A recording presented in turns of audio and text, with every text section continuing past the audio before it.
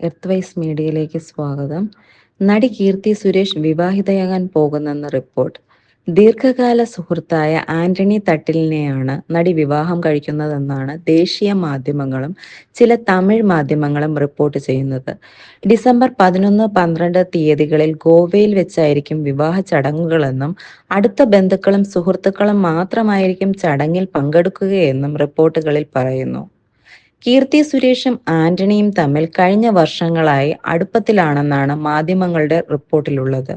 High school പഠനകാലത്താണ് കീർത്തി ആന്റണിയുമായി പരിചയത്തിലാകുന്നത്. ഈ സമയം ആന്റണി കൊച്ചിയിൽ ബിരുദ വിദ്യാർത്ഥിയായിരുന്നുവെന്നും റിപ്പോർട്ടുകളിലുണ്ട്.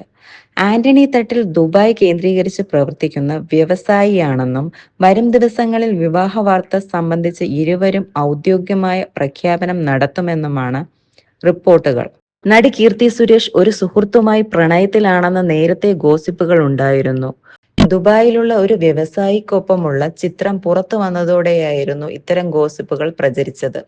എന്നാൽ ഇത് തന്റെ സുഹൃത്താണെന്നും വെറുതെ അദ്ദേഹത്തെ ഇതിലേക്ക് വലിച്ചിഴക്കേണ്ടെന്നുമായിരുന്നു നടി അന്ന് പ്രതികരിച്ചത്. സിനിമാ നിർമ്മാതാവ് സുരേഷ് കുമാറിന്റെയും നടി മേനകയുടെയും മകളായ കീർത്തി സുരേഷ് ബാലതാരമായാണ് സിനിമയിലെത്തുന്നത്. ഗീതാഞ്ജലി എന്ന ചിത്രത്തിൽ പ്രധാന കഥാപാത്രത്തെ അവതരിപ്പിച്ച് ശ്രദ്ധേയയായി.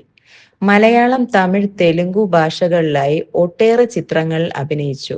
തെലുങ്കു ചിത്രമായ മഹാനടിയിലെ അഭിനയത്തിന് മികച്ച നടിക്കുള്ള ദേശീയ അവാർഡും കരസ്ഥമാക്കി.